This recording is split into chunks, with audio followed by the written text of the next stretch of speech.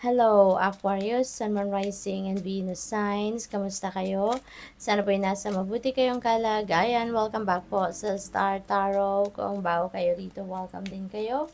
Thank you sa inyong support. I truly appreciate it. God bless you all.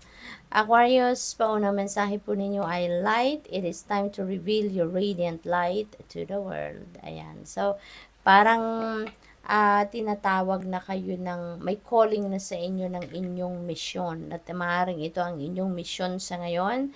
Panahon na para ipakita ninyo yung inyong radiant light sa mundo, ipakita nyo na yung inyong liwanag because maaaring ang mission ninyo sa ngayon is to use your own light, no, to guide other people find their own light. So siguro Aquarius, isa kayo sa mga taong magi-inspire na maraming tao. You will be the beacon for others. You will be the leader nila. Maybe ikaw din yung magiging rock, no? You will be considered as the rock of other people around you. So siguro, isa kayong siguro very influential person kayo, no? In many different ways, in a good way, kaya marami ang maaring nai-impluwensyahan ninyo, no? Maaring people are looking up to you, nai-inspire sila sa iyo, no?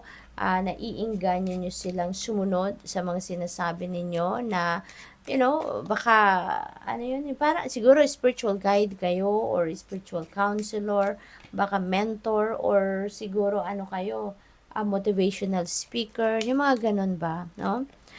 We have creation. Being creative is a wonderful way of witnessing the unfolding of your limitless creative soul. Ayan. So, you're about to start something different, something new, no? Aquarius, na siguro gagamitin ninyo ang inyong creativity, gagamitin ninyo ang inyong mga talents and gifts, no? Sa ngayon, at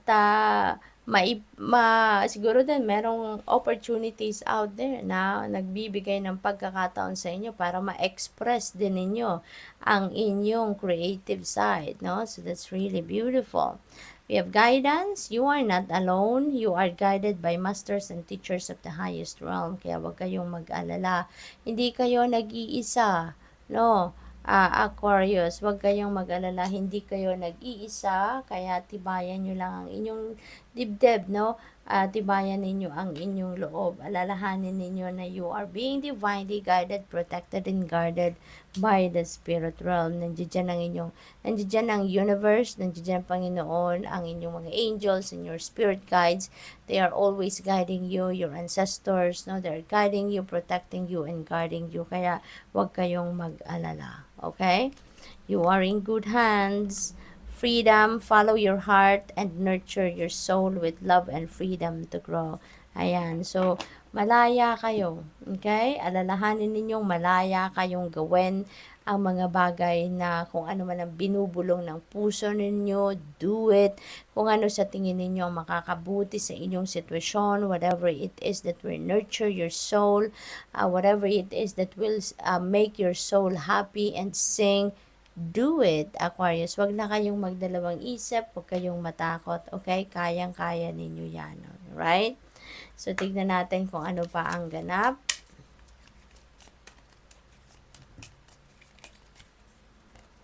We have breathe, inhale, stardust, and exhale, magic. Ayan. So, panahon na ngayon, Aquarius, para kayo ay huminga din, okay?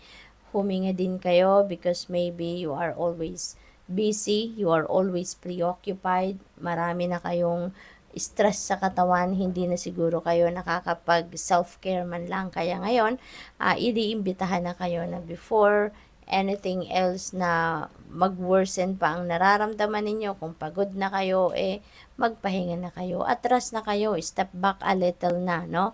And take a breather, okay? Mag-reflect, mag-meditate, magnilay-nilay, no? Magmuni-muni kayo, magpahinga, okay? We have navigate, beacons of light in the night sky are there to guide you. Ayan. So, di ba, may guidance energy na kayo doon sa kabilang deck. So, ngayon, ganun din ang sinasabi sa inyo. So, siguro, feeling ninyo you're alone, ano? Feeling ninyo walang gumagabay sa inyo, walang gumagwardya sa iyo. Pero eto, ano, dalawa na tawag dito, ini-emphasize sa inyo ng spirit dito na you are divinely guided. Okay? They are there to guide you. Kaya, ang importante lang dito talaga, Aquarius, ano, i-ano ninyo, pakinggan ninyo ang inyong intuition because they are sending you divine guidance, no? Through your intuition or maybe binibigyan din kayo ng mga symbols, synchronicity, signs, ano, and that is also to guide you, no? So, pay attention to those. At mararamdaman din naman ninyo yan, no? Na yung mga signs, symbols, and synchronicities na yan is for you kasi it will speak to you, no? Malalaman ninyo, mararamdaman ninyo at may isip ninyo na this is a guide for me, no? Maaano ninyo yan, mararamdaman ninyo yan.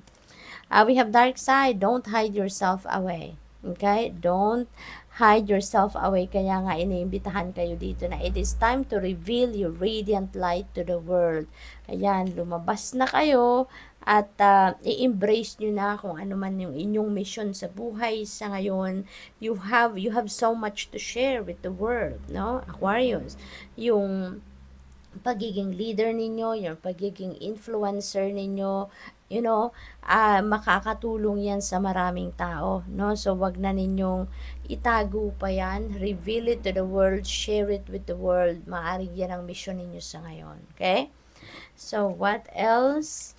We have new beginnings, from chaos comes calm. Ayan, so meron mga bagong chapter sa buhay ninyo na gagawin kayo, meron mga bagong ganap sa buhay ninyo sa ngayon at maaring isa na yan, ano, yung dito, you're going to create something beautiful sa buhay ninyo using your creative side at saka yung pag-share ninyo ng inyong radiant light sa mundo, no, that is one of your mission as well sa ngayon, and maybe you're going to start something fresh, something new sa buhay ninyo using your own light, no, to inspire others, to help others, no? We have breakthrough. Ayan, for a star to be born, it must first collapse. This is not your destruction, this is your birth. Ayan, so may rebirth dito sa inyo. This is a change. Then, na mangyayari sa ibang parte ng buhay ninyo. Merong mga parte ng buhay ninyo dito na they're coming to an end, no? Matatapos na sila. It's going to change because divine timing na, no? Aquarius, kailangan nang magbago ang inyong sitwasyon. It is the divine universe ngayon going to intervene in your circumstances para mag-create ng pagbabago sa buhay ninyo. 'Di ba? When divine timing comes, talagang ano yan, sakto yan sa panahon. Hindi yan it doesn't come advance, it doesn't come late, no? Talagang sa saktong pagkakataon, sa saktong panahon, yan ay mangyayari at mangyayari. So, ito na yon, no? The divine timing has come para mangyari na ang pagbabagong ito sa buhay ninyo. And that could be in any area of life. Maaaring related yan sa trabaho, karera, negosyo, relationship, pamilya. It could be in any area of life. Malalaman nyo lang din yan, ano, kapag nangyari na yan. Okay? And kayo lang tayo nakakaalam yan, no? Kung saan parte ng buhay ninyo yan mangyayaring mga pagbabago. What else? We have stillness. Reflect on this moment with love, kindness, and compassion. Ayan. So, iniimbitahan din kayo dito na put yourself into stillness, mag-reflection mode kayo, breathe energy. So, talagang Aquarius, kailangan ninyo na magdilay-nilay, kailangan ninyo na mag-spend time by yourself kayo because kailangan ninyo mag-recharge kayo, mag-rejuvenate, mag-recuperate, and renew yourself, no? Maaring dahil pagod na kayo, no? Marami ng stress sa inyong katawan sa ngayon, or pwede rin naman na pinaghahanda kayo ng universe para dito sa breakthrough na mangyayari, dito sa pagbabago na mangyayari, no? So, good luck. Thank you for watching. Love and light. Namaste.